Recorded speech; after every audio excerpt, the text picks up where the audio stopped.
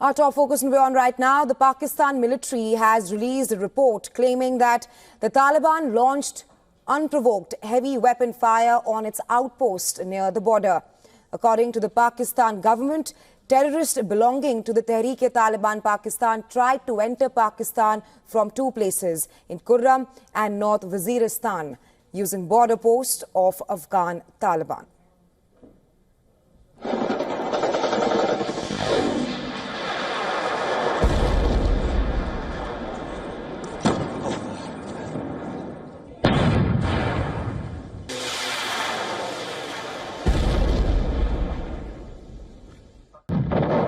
However, according to the sources within the Pakistani government, the Pakistani military and security forces foiled the intrusion. And this is the video released by the Pakistan security forces showing Islamabad's response to Afghanistan's firing, where at least 13 Afghan Taliban soldiers have been killed.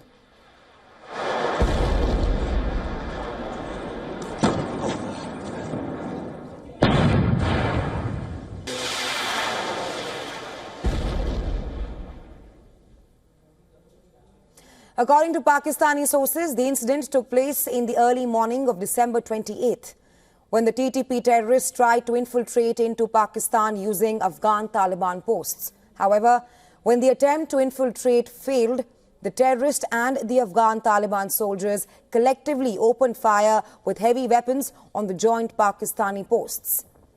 The counterfire by the Pakistani military killed 13 TTP and Afghan Taliban soldiers and also led to the abandonment of 6 security posts on the Afghan side by the Afghan Taliban.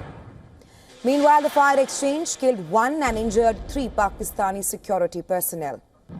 The strikes between Afghanistan and Pakistan were the latest spike in hostilities between them, with border tensions between the two countries escalating since Taliban seized power in 2021. Pakistan has accused Afghanistan's authorities of harboring terrorists, further allowing them to strike on the Pakistani soil with impunity, an allegation that the Taliban government has denied. And well, for more on this, we are now being joined by Major Yasir Janjua from Islamabad. He is a defense and strategic affairs expert. Thank you for joining us on WION, Major Janjua. Thank you very much for having me on the show, please. Now, Major Janjua, Pakistan has responded to Afghanistan's firing. Talk to us more about the response that has come out of Islamabad, with the Pakistan military saying that it thwarted the infiltration and killed 13 TTP and Afghan Taliban soldiers. Yeah, that's correct. You know, yesterday, early morning of yesterday, there was an attempt by the Afghan Taliban and the Tehreek-e-Taliban Pakistan terrorists to infiltrate into Pakistan and launch an attack on the Pakistani posts, military posts. Pakistan in the past has been exercising restraint and cautioning the Afghan government, the interim Afghan government, to control their areas and do not allow its soil to be used for operations against Pakistan.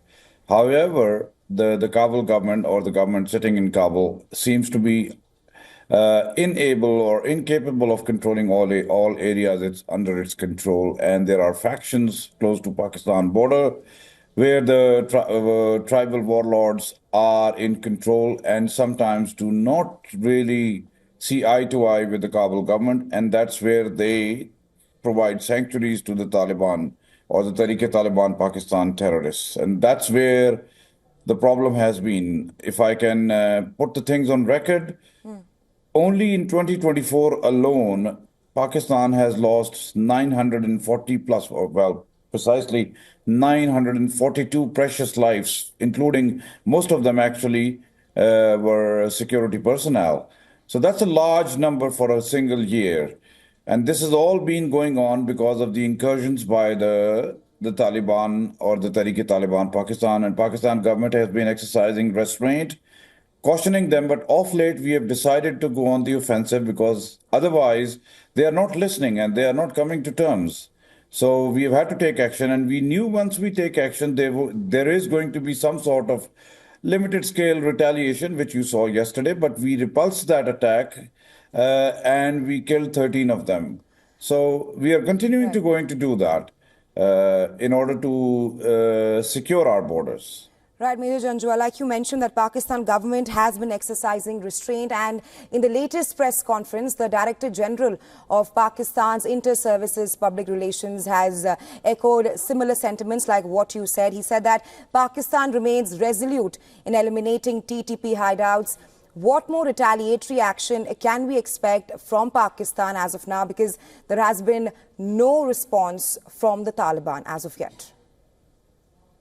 Look, we've said in the past, and we've exercised that right. If there are any attacks on Pakistan from the Afghan soil, we reserve the right to respond to them, and we have done that in the recent days. You know, we bombed the hideouts of the Taliban or the Tehrik-e-Taliban Pakistan, where they were hiding. So we are not going to leave any stone unturned to reduce that menace if it takes whatever amount of action that requires.